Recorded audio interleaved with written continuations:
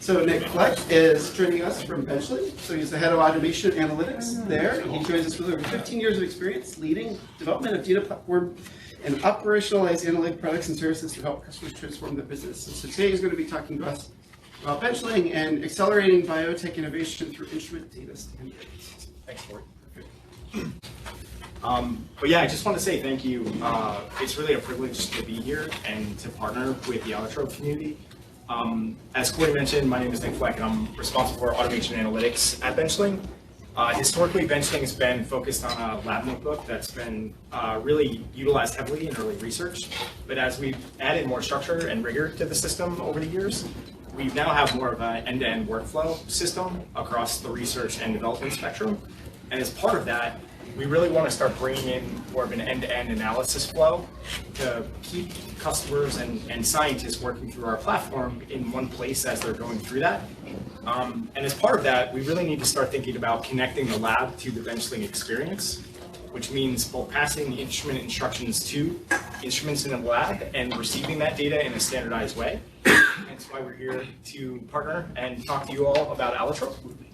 And then really from my perspective, and Dennis mentioned this from Zastal, the end result of that is to accelerate analysis. And we need to keep that in the front of our minds as we're sort of building out our product to make sure we connect the dots all the way through.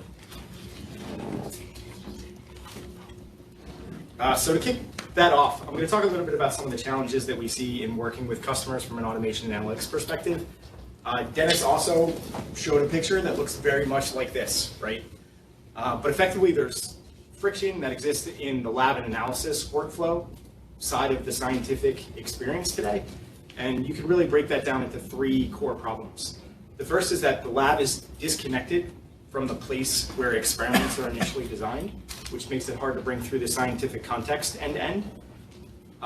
And also, once you actually have outputs of instrument data, it's not in a standardized format. So when you're using that data downstream and collecting it, there's a lot of wrangling that goes into the process.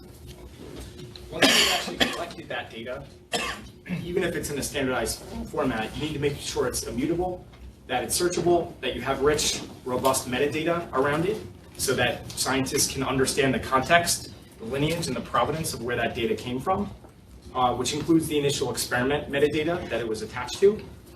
And then really from a fragmented analytics perspective, we still have many, many customers we're working with who are taking instrument data from results and then plopping it into Excel to do basic aggregates and accumulations, and then taking the output of that and copying it into Jump or Prism to run curve fitting and statistical analysis, and then taking a screenshot of the actual visualization from Jump and putting it in PowerPoint, and then taking PowerPoint and copying it back into the lab note to save as a result. And it's just a completely fragmented experience that's ripe for sort of disruption and streamlining. And really, this is driving a ton of cost within the time and cost that it takes to bring new therapeutics to market.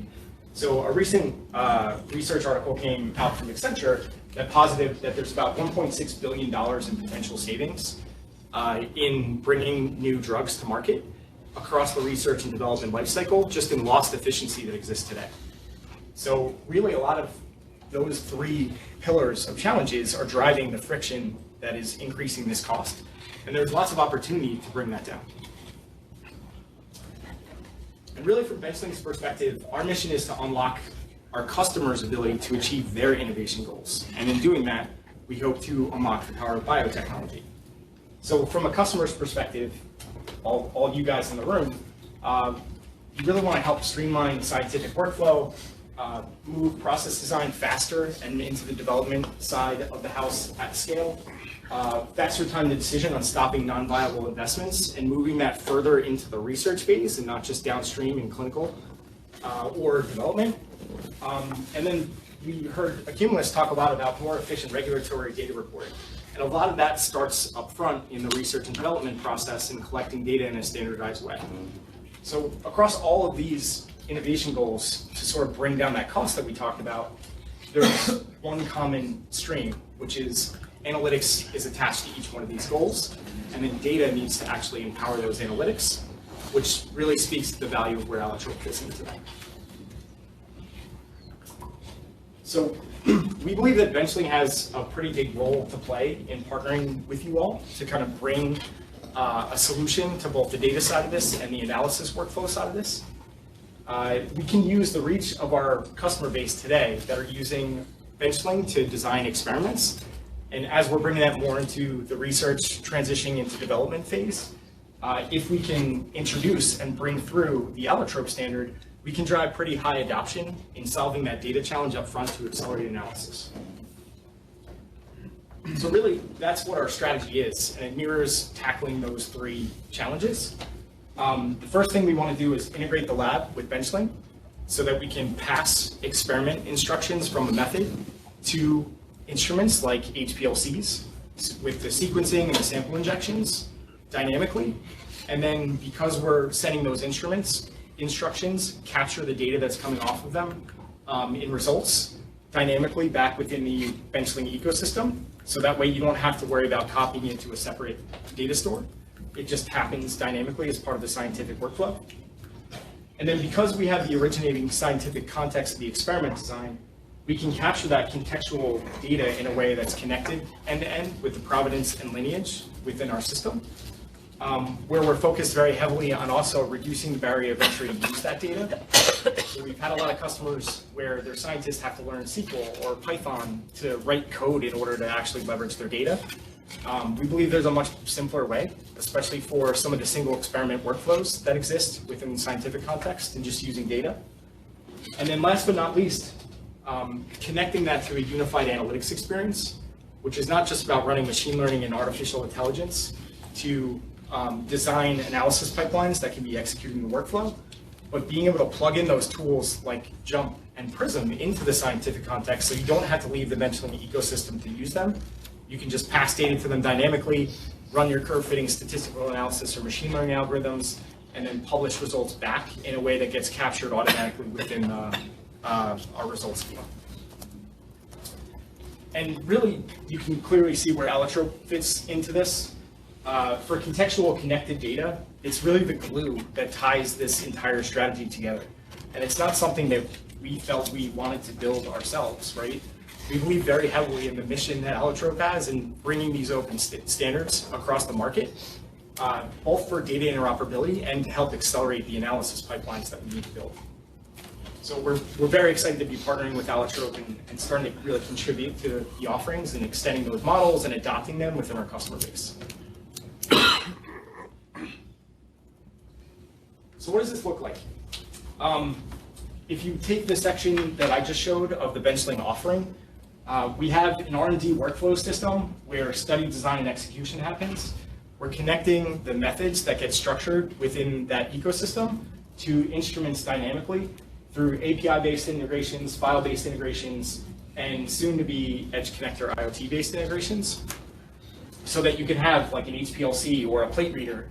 From an HPLC perspective, send those instructions to the instruments in either an API-based or file-based mechanism to control and send the sequencing and sample injections. And then once we get that output file from an HPLC, automatically transform that data into the allotrope data model as an intermediate and store that as an immutable object within Benchling. And then provide our customers with the ability to enrich that data, either with their own analysis tools that they can bring into the workflow, or using our first-party analytics, to ultimately store the data inside that same LIMS notebook registry system so that you can have that immutable view of the world for repeatability, long-term, and experiment context. So this is what our end-to-end platform enables, is the ability to send and connect instruments to the Benchling experience. And just one more sort of deeper dive look into that. The way it works is we effectively have a gateway that gets installed on the local PC of the instruments that is running the software that controls those instruments.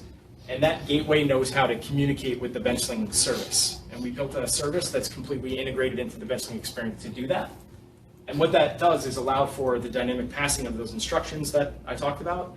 And then once a file is output, as an example, we can consume that file from the folder in a dynamic way with the original context it came from, bring it back into the Benchling ecosystem to automate those pipelines.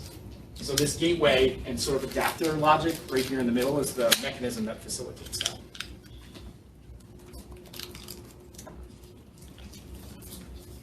And last but not least, and I know this was a very fast presentation, we wanted to just have a little bit more of an open discussion today. I just wanted to double down on the fact that we believe very heavily in both the allotrope mission and open data standards in general. From our customers' perspective, they talk to us a lot about interoperability between systems. We are a vendor agnostic system, and we are pushing very hard in making sure that everything that we build from an instrument integration perspective follows that paradigm so that we can increase the adoption of allotrope within the industry and other standards as well.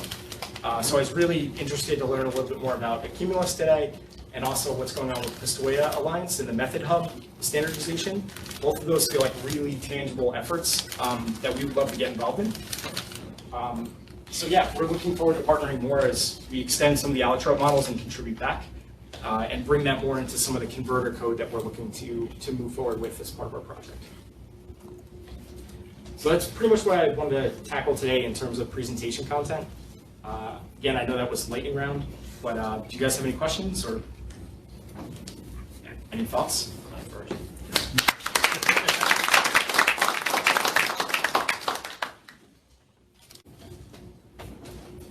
Great. Yeah, thank you guys so much for all the feedback and discussion. Thank you. Really appreciate it. Thank you.